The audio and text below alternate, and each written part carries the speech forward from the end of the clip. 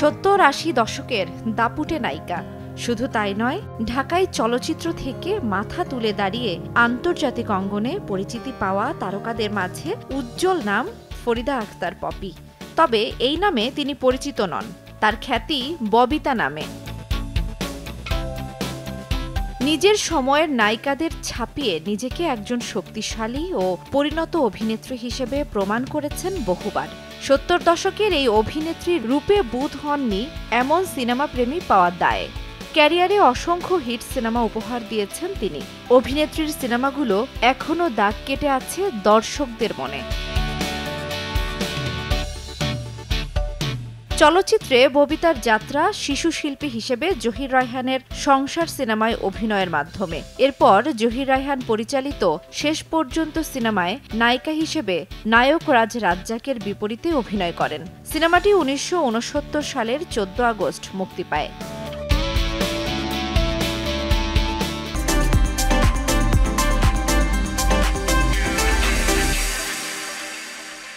ববিতা, চম্পা ও সুচন্দা বাংলা চলচ্চিত্রে 3 জনপ্রিয় মুখ। 3 জনই বোন। 3 বোনই উপহার দিয়েছেন অসংখ্য ব্যবসা সফল সিনেমা। ববিতার মূলত সিনেমায় হাতেখড়ি সুচন্দার হাত ধরে।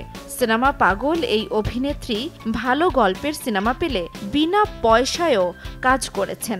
দর্শকের ভালোবাসা আর সিনেমা হলে হলে হাততালিই ছিল তার অনুপ্রেরণা। বড় বড় আন্তর্জাতিক চলচ্চিত্র উৎসবে বাংলাদেশের পতাকা উড়িয়ে নিজেকে অনন্য এক উচ্চতায় নিয়ে গেছে। ববিতা প্রায় 250-র বেশি চলচ্চিত্রে অভিনয় করেন। বাংলাদেশের সিনেমায় নায়িকাদের মধ্যে ফ্যাশন আইকন হিসেবে তিনি পরিচিত।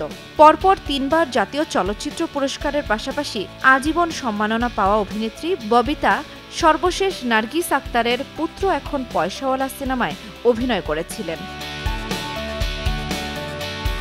1953 সালের 30 জুলাই বাংলাদেশের বাগেরহাট জেলায় জন্মগ্রহণ করেন তিনি। তার বাবা নিজামুদ্দিন আতাউর একজন সরকারি কর্মকর্তা ছিলেন এবং মা বিজে আরা ছিলেন একজন চিকিৎসক। বাবার চাকুরি সূত্রে তারা তখন বাগেরহাটে থাকতেন। তবে তার পৈতৃক বাড়ি যশোর জেলায়। ববিতার পরিবার একসময় ঢাকার গেন্ডারিয়াতে চলে আসেন। মা ডাক্তার থাকায় ববিতা চেয়েছিলেন ডাক্তার হবেন। তবে শিক্ষা জীবনে খুব বেশি দূর না যেতে পারলে অভিনয়কে বেছে নেন অভিনেত্রী। বর্তমানে অভিনয় থেকে দূরে আছেন তিনি। বেশিরভাগ সময় কানাডা অথবা আমেরিকায় থাকেন ববিতা। তবে সুযোগ পেলেই নিজের জন্মভূমিতে ছুটে আসেন অভিনেত্রী। জান্নাতুল দোলনা, সময় সংবাদ।